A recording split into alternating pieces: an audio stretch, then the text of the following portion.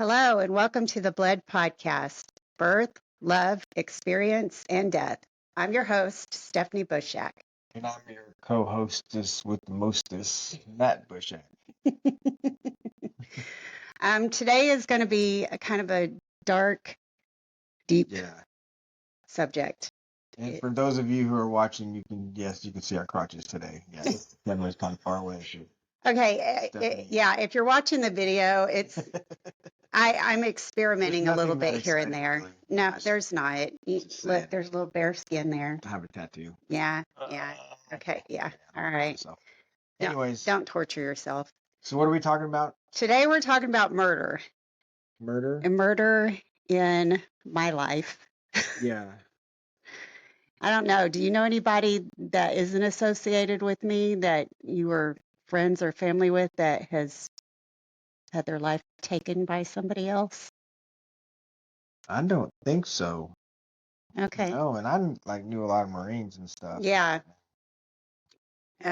We'll have to talk about your Marine experience one of these days. Hoorah.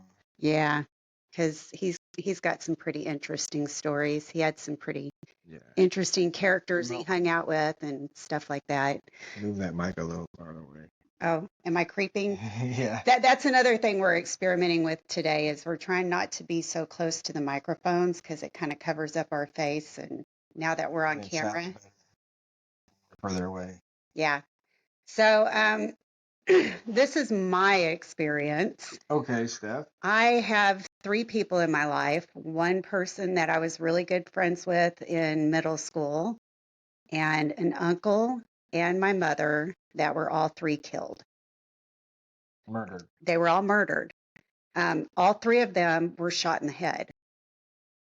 And no, I had nothing to do with it. No. Full alibi. I do. So the first one, I was friends with this girl named Leslie in middle school, and we were about 14 at the time, and I had like a whole school year pretty much between the end of 7th grade and the end of 8th grade that I hung out at her house a bunch. That was when you were in Shack, right? Yes, that's when I was at Shack. And I was at Shack. Matt was at Shack. We did not know each other at the time. For junior high folks who don't know what Shack is, of course, everybody knows what Of course, everybody knows. And we were really good friends. And when I got pregnant with the kids, which was back in 99 or 98. 1998. Yeah. But when I was part of the way through my pregnancy in 99, for some reason, I really wanted to I was going down memory lane a lot, and I really wanted to get a hold of old friends I hadn't seen in a while, and even family. I even started talking to my dad again at that point. This was before Facebook. Yeah. Which is why I was literally thumbing through the phone book, trying to find people's phone numbers. And if I couldn't find their phone numbers, I was going online and trying to type in their name and see if I could find any information on them. And so this friend of mine, Leslie, I looked her up online and I saw a thread I had remembered her dad's name. Her dad's name was Jackie.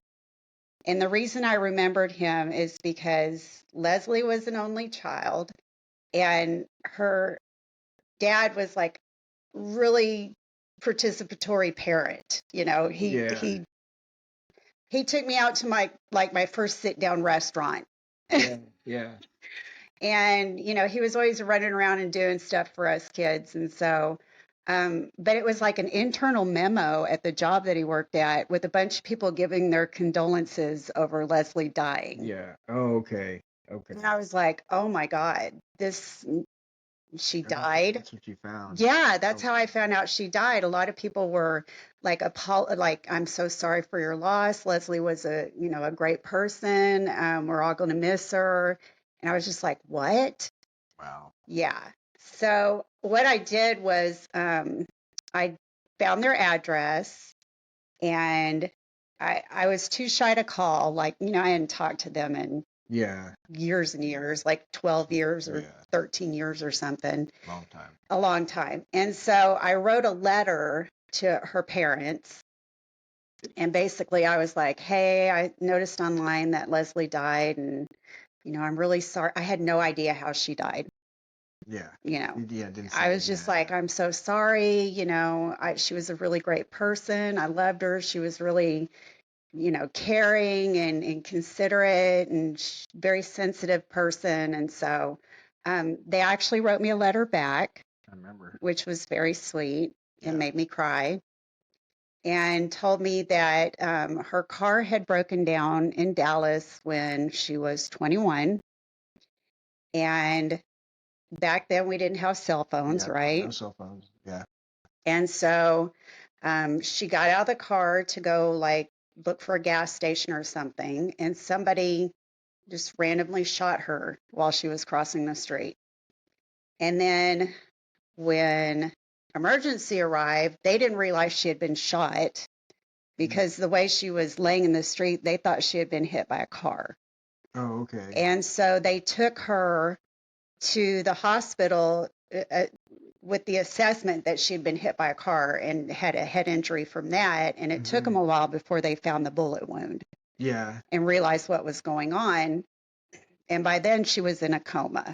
Yeah. And so she was the first. I think her parents actually went to court for this. She was the first person in the state of Texas to be able to donate her organs as a gunshot victim. Oh, wow. Yeah.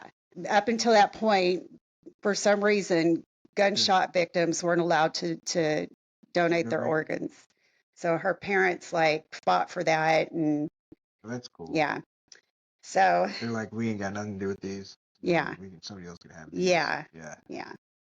Come on, let's put this to some good use, Very right? kind. Sure. Yeah. Yeah. So that, of course, is a shock because I was super young when that happened, and she was super young, and you don't think, your 21-year-old friend is going to die. Yeah. That's young, man. Yeah. So that was a shock. And then I want to say 2008, and I don't really remember what time of the year it was, but it was in 2008. It was after Katrina. It was after Hurricane Katrina. I had an uncle, Bill, that was my mom's brother. That He's really into music. yeah. Tell us about Bill. Yeah, Bill was great. Bill had a really good sense of humor. He was pretty quiet. He was actually, for the most part, if you didn't know him, he was a really quiet guy. Yeah. But he had a really good sense of humor, and he loved his music. And so he like literally, that's from, if he wasn't at work, he was playing his guitar morning to night, morning to night. And after Hurricane Katrina, He had a son. Yeah, he did. He had a son named Carl, who, as my cousin. Shout out Carl if you ever listen to this. Yes. Carl is an amazing person too, Yeah, and we love him very much. We should put his name in the show notes or something, so it like searches on, Google or deep searches. Yeah. Be like, what? And Carl's got a cool wife and a really cool family. He's got a ton of kids, and they're all awesome. So, anyways, he was Carl was actually kind of estranged from Bill. He had not met him as an adult, so he didn't know a lot about him personally. But Bill went to Louisiana after Hurricane Katrina, because in Louisiana they had a lot of damage there and a lot of stuff that they needed construction on, obviously.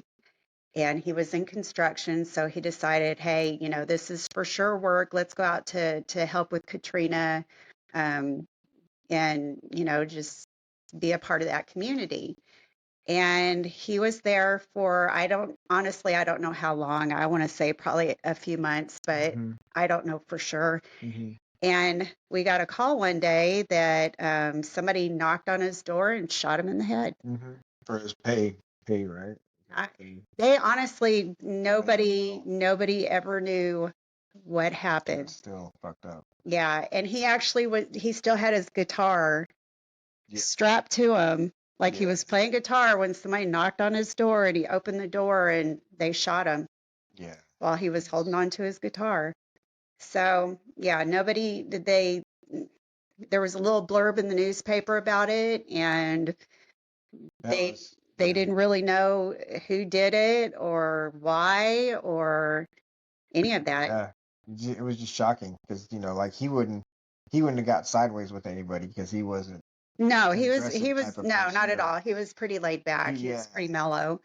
yeah. He was like the, everybody let's just get along kind of person, and he wasn't super vocal or angry or anything like that. So so it's totally random, man.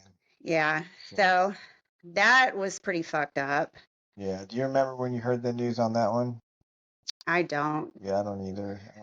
We had a memorial for him over at my aunt, his sister, CJ. No, was it at CJ's house or was it at Kaylee's? I think it was.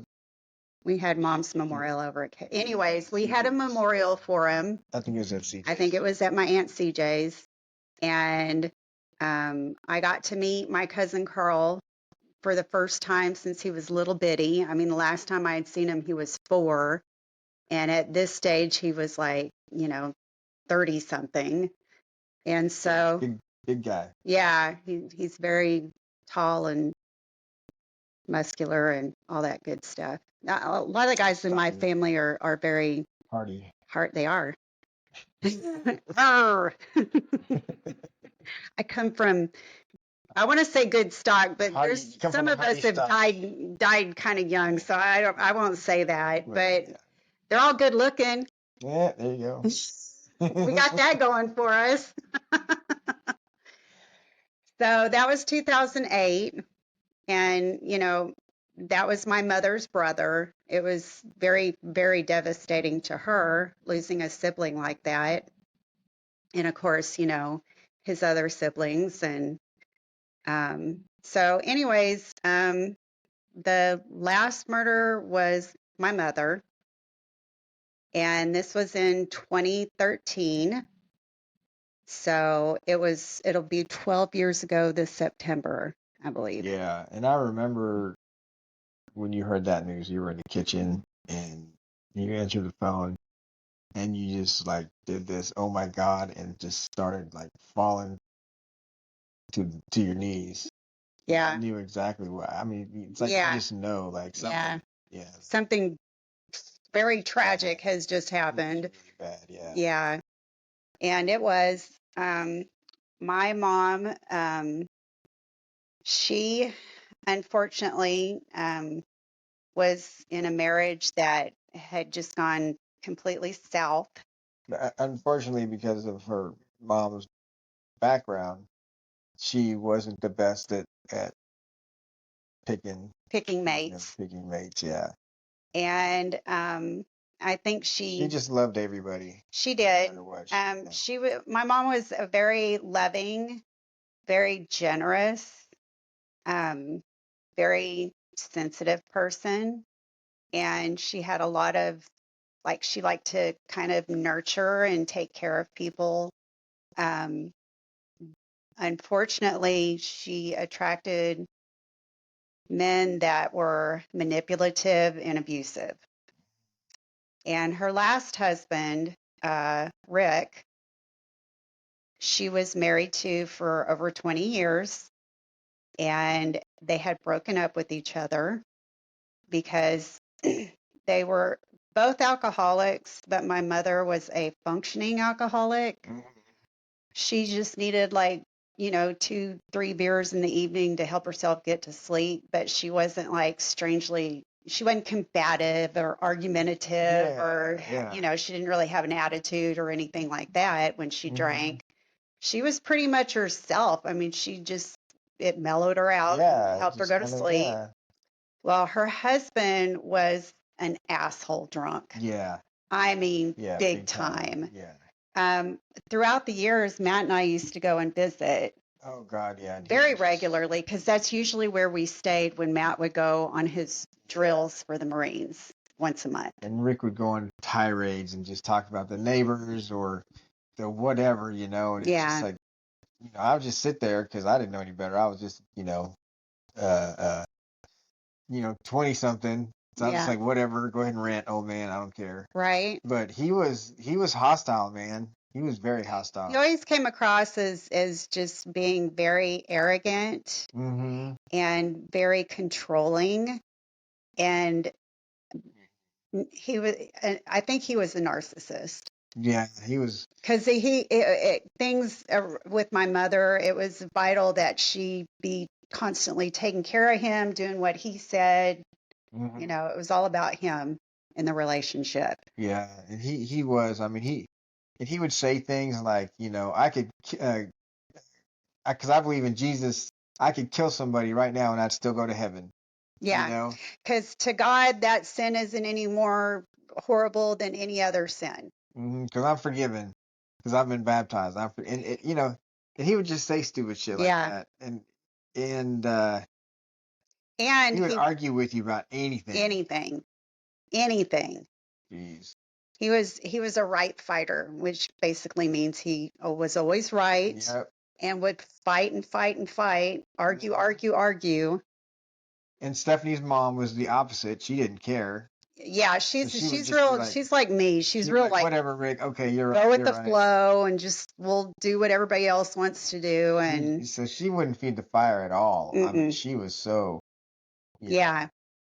chill. But being married to somebody for that long, I'm sure they had their fair share of her being like, Rick, shut the fuck up. Yeah, I mean, you do reach a breaking point sometimes. yeah. Um, You do. but like I said, their marriage was going south. I don't know all the nitty-gritty of why it was going south. I can only imagine it had something to do with his fucked up personality and how overbearing he was. Um, and the fact that my mom wanted him to quit drinking, obviously, Mhm. but she would not quit drinking along with Yeah. them. So it's like there's gonna be alcohol in the house. Yeah, and he was like a liquor. He liked his Crown Royal and Coke, and she liked beer. Um, so I know even if it was just beer in the house, he would not be satisfied with that. But yes, he would definitely indulge. But I used to tell her, hey, if you can quit drinking your beer, it might Yeah. be better for him. You're doing something that you're telling him not to do right in front of him every night. He's going to be tempted. Hmm. Um, but she had her demons and she could not give up the beer. And so, whatever ensued, they were not cordial to each other, living together towards the end. And so, um, And he would threaten her. He would threaten her, but she never called the police. She yeah, never. he was always insulting her constantly. He'd Mhm. do it around me and Matt all the time. Mhm. And Matt and I were always shutting that shit down. We were always like, do not talk about her that way. Mhm. That's not cool. We don't feel that way. You look like an idiot when you talk that way about her. Stop it. Yeah. Yeah. And he was a gun nut. Yeah. Now, I am not anti-gun.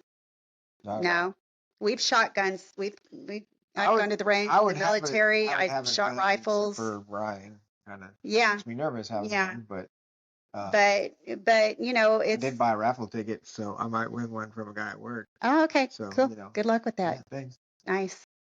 So we're not anti-gun, Yeah, um, but we are anti-sociopath asshole being yeah, obsessed with guns.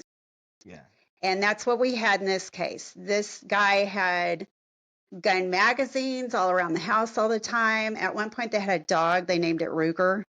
yeah, yeah. He liked to take guns out and show Show everybody off when his we come guns. and Yeah, visit. He'd be like, check out this new handgun I bought at a gun show and blah, blah, blah, and this yeah. and that. And, showing us all of his firearms. And we were just like, oh, okay, But whatever. it was scary, kind of, because Yeah, you knew because, he would be drinking like a motherfucker, and yeah, you're like, is this guy gonna get careless? Is this like, yeah, yeah. yeah. I always felt really uncomfortable when he brings Yeah, guns out. he always made us pretty uncomfortable. But I think it was just his way of, like slapping his dick out, like, yeah, yeah, look at me, I got these guns. Yeah, that's exactly what it was. It was his way of showing where he was in the hierarchy of everybody in the house. I got this under control because I got firearms. Okay, mean alcoholic guy, Yeah. please put that away. And so, he already had that obsession and he was an alcoholic. And apparently, so my mom moved out and she moved in with my Aunt CJ. And she had lived with CJ for about 2 years. Yeah, And this was back in the 2010, yeah, 2011. and I can remember while they were separated being over one day at CJ's place and Rick was there and I was kind of like, what's he doing here? But so apparently my mom and Rick were still seeing each other On the side. on the side. And sometimes I think people kind of knew what was going on and then sometimes they didn't. And it wasn't real clear what was going on and where their relationship was going. You didn't know if they were headed for divorce or if they were just going to stay married and move back in together. I don't know what the hell was going on. My mom knew very well our opinion on Rick. Over the years, we had told her many times he's dangerous. He's a terrible person. He doesn't treat you right. We don't want him around. We don't want him around our kids, your grandkids. And so yeah, that's where we were. They were about 2 years, quote, separated, unquote, and they were seeing each other. And apparently they were meeting up at a motel and like spending a weekend together about once a month. This was like becoming their side routine after a while. And they could stand each other for a weekend. Yeah, like they can't live under the same roof. And I've got to tell you, the reason that my mom left Rick, I just remembered he had actually threatened her with a knife. Oh, okay. He had wrestled her to the ground and put a knife up to her and threatened to kill her. And so this was the reason for their separation is he finally started getting to that point where it wasn't just verbal assault and it wasn't just, a push or a shove. He had gone full blown, grab a weapon and threaten your life on her. Yeah. And they had a weekend that they met up at a motel, and next thing you know, I'm getting a call from her brother, my Uncle John, that Rick had shot her in the head and she was dead. Yeah. And it was surreal. Yeah. I mean, it was surreal when Bill died, but this was my mother. Yeah. This was my mama. Yeah. And I can't say that I never expected something like that to happen. I can't. Because when my Uncle John called, I said something to him to the effect of, no, he didn't tell me Rick shot her. He just said, your mom's dead. She was shot in the head. And I said, Rick did it, didn't he? And he said, yeah, it was Rick. Of course, yeah. So Rick had called my mom, or I'm sorry, Rick had called the police as soon as he shot my mom and said it was an accident. Yeah. And that saved his ass. Because there was no evidence, and she never called the police. No, she had never called the police on him. He threatened her. And that was a pattern for her. She had boyfriends and spouses that beat up on her, did terrible things to her, and she never called the police on it. She never reported it. And so she never reported it with Rick. Yeah. So, as far as they're concerned, there's no evidence that he had any malice. And so he got off with what, a couple of years? He was convicted of manslaughter. My Aunt CJ and I went and testified against him in court, and he was sentenced to 7 years in prison. and he served less than 2. Yeah. Go legal system. America. Merca. So, yeah. And not only Where that, where a black man who's selling weed can be in jail for 20 years, and a white man who kills somebody can be out in less than 2. yeah, apparently so. And it pisses me off because he got parole, and I could, maybe TV's been lying to me and I watch too much. Now I do watch too much of it, but It does lie. and it does lie. But I thought they were supposed to notify a family when somebody was coming up for parole. I don't know. Yeah. I mean, And they had my information, and nobody ever notified me that he was coming up for parole. I don't know. Maybe they did. I don't know. I don't think they did. I remember going around. I think it's kind of your responsibility to keep up with that. 'Cause Yeah. They just don't have the resources to Yeah. to let everybody know. But I don't think I expected him to like be up for parole in less than 2 years. That shocked me when I found out that he got out. I was like, he wasn't even in for 2 years. It was like maybe 2 years, but it was a sliver of being really close to 2 years or something like that. I'm like, what the fuck? I hope he was ass raped the entire time. I do too. He had the balls to get on social media at one point and start posting a bunch of lies about Matt and I on there. I mean, nobody in our family wants anything to do with them. Nobody's contacted him since this has happened. Nobody, if we had our quote revenge, it would be him sitting and rotting in jail. Okay. But he's not. And we have to live with that. But how fucking dare he get on social media out of nowhere? And this was just a couple of years ago. So it's probably like 9 years after my mom has died, and starts posting a bunch of BS stuff. He got drunk. Yeah. He got drunk. He's like, oh, I know what I'm going to do. Yeah, I'm going to torture these people whose mother I already killed. Yeah. Because he's a dick. Yeah.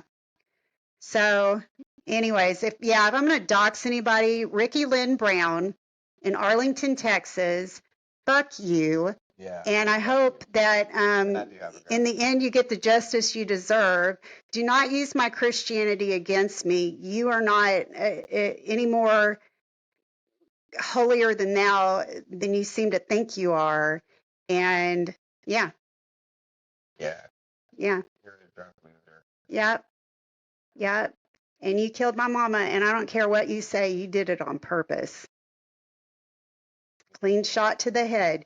You did it on purpose. So, anyways, Yep. Just had to get that out there. You got it. You and OJ. Yep. Yeah. So, yeah, so it's coming up on the anniversary of her, being gone for a while. And gosh, I've just had so many crazy tragedies that have happened in my sphere. It's not even real sometimes. I mean, I don't even know anybody close to me that died in a tragic accident, I don't think. Yeah. Yeah, no, the statistics the odds are weird with, I'm hitting. Except for Sunny, obviously. Yeah, but I'm hitting against all the odds. You are. Yeah. And I think we're hitting against the odds on a lot of other stuff. Yeah, you're married to me. You've been married to me for 36 years. You had to go through the whole my uncle being killed, my mom being killed. One of us has good luck. Partially good luck. I mean, that balances you out. You think you've had good luck? Otherwise, it would really suck. I don't know. That's good, baby. That's good. I haven't had as much. Keep up the positive attitude. I haven't had as much bad luck as you. That's good. Yes. No, that's true. That's some tragic shit. Yeah. And I'll tell you what, we're not talking about it today, and we don't know when we're going to talk about it. But, our son Sonny passing away, and I've always been a pretty like upbeat person, and this shit's starting to break me. Yeah, it's tough to It's tough to be happy all the time. Yeah. Or, Yeah. Or everything. try to be the one that kind of stays positive and kind of keeps Yeah. things going and, the cheerleader and Even when you do this stuff that like you used to really, really, really like, you just kind of like it. yeah. Like, yeah, that was fun. Yeah. Everything's kind of dulled out and lost its flavor. Yeah. So, Anyway. on that happy note, Hey, hey, first life experience of death. Matt, guess what? One. Guess what? What, Steph? Life will kill you. Me? Yeah. Okay. All right. Stay happy, kids, okay? Like, for real, stay happy.